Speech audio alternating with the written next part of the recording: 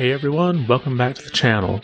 So it looks like we have a release window for The Witcher 3, and we have an interesting trademark filed in Japan related to Final Fantasy VII Remake. We have those topics and more to cover, but before we get started, if you like this video, be sure to give it a thumbs up. And if you haven't yet, consider subscribing. That's the best way to let me know you enjoy the content on this channel. Now let's get started. So back on April 13th, we had The Witcher 3 delayed indefinitely, and it looks like we have a release window now. Let's make this 7th anniversary even better, shall we? We're delighted to share that the next-gen version of The Witcher 3 Wild Hunt is planned to release in Q4 2022. Now, the original release date was moved to indefinitely after development on the next-gen version was moved back in-house after it was previously being developed by Saber Interactive's Russia office. So it's good to know that the delay won't be that long. Next, we have an interesting trademark filed in Japan related to Final Fantasy VII Remake. We have this headline from Famitsu, Square Enix trademarks Final Fantasy VII Remake Intergrade, Labyrinth Striker, and Final Bar line in Japan. Now, the Intergrade version of Final Fantasy VII Remake came out last year for the PS5 and the PC. And while companies trademark things all the time without actually using them, there is a planned Final Fantasy VII 25th anniversary event for June, and I have to wonder if we'll see something at that event related to this new trademark. We still don't have an Xbox version of Final Fantasy VII, nor do we have a version for the Switch, although if they did bring it for the Switch, it would probably have to be streaming. And also the name Labyrinth Striker, as Famitsu has pointed out, in Japanese is one word that the end of the spelling for labyrinth is the start of the spelling for striker, so it could be localized differently. But anyway, with all the different rumors we've had this week related to Final Fantasy VII, this 25th anniversary event can't get here any faster. Next, we're just about a month away from the release of Sonic Origins, and there's been some speculation as to what the involvement of Headcanon has been with the development of this game. See, Headcanon is based out of LA, and they co-developed remakes of Sonic, Sonic 2, as well as development of Sonic Mania.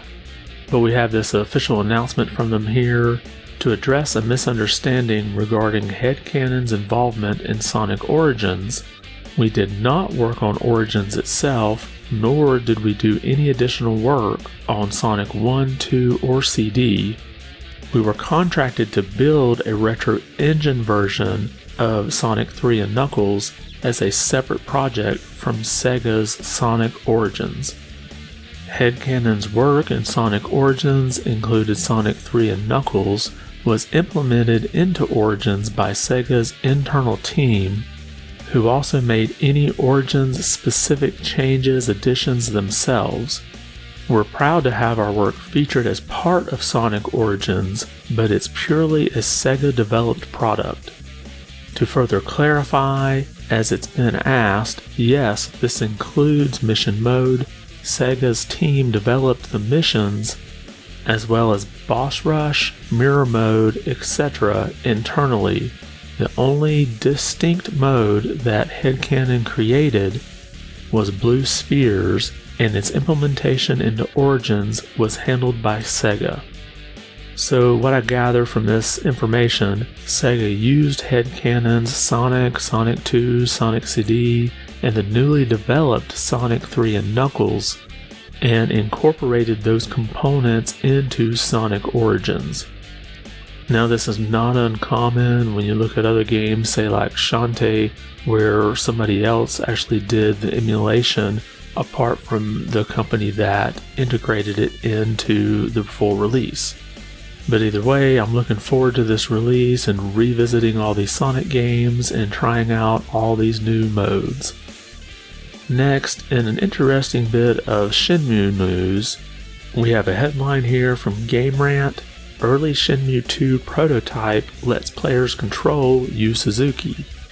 Now, back in 2001, a special build of Shenmue 2 was used at a game show.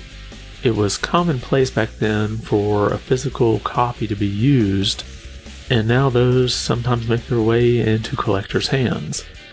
The article goes on to say, these early builds are often highly sought after by fans, not only for their sentimental value, but also for some of the elements that they feature, many of which don't end up making it into the final release.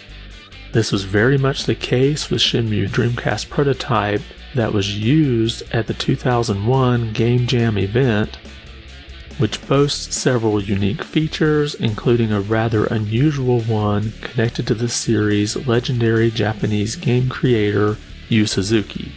And you can see some footage of that here, and as I'm watching this, I see a lot of scenes that look familiar, but there are sections where there aren't textures that are finished, and you can kind of see what may be some debugging code in there. And honestly, I wish they would have left this model in the final build as maybe an Easter egg.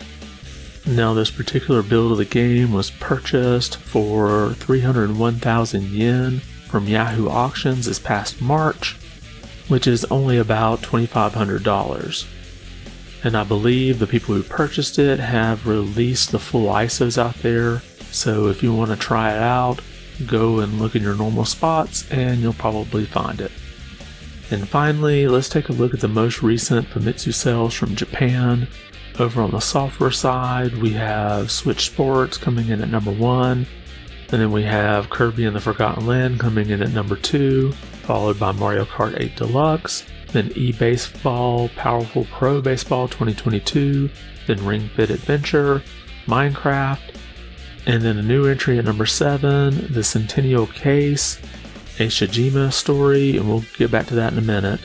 And then Super Smash Bros. Ultimate, Mario Party Superstars, and we actually have Legend of Zelda Breath of the Wild making it back into the top 10 this week. Now, the Centennial Case is one of these murder mystery full motion video games, and I don't think I've seen a lot of these more recently. And to be honest, I don't think it's even on the Switch in the US. I believe I've seen it for the PlayStation 5 and Steam, but these full motion games used to be pretty commonplace in like the Sega CD and the Sega Saturn days. And now let's take a look at the hardware sales, and we have a little bit of interesting change up here. We have, of course, all 3 Switch systems in the top 3, but then coming in at number 4, the Xbox Series S, which marks the first time in 8 years that the Xbox has beat out PlayStation in sales in Japan.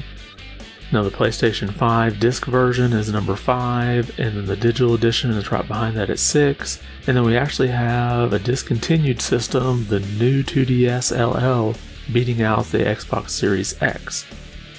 And then finally, there were 22 people that needed to replace their broken PlayStation 4. Now, I'm not reading a whole lot into the fact that the Xbox Series S beat the PlayStation 5 this week. I have a feeling this is mostly related to manufacturing constraints.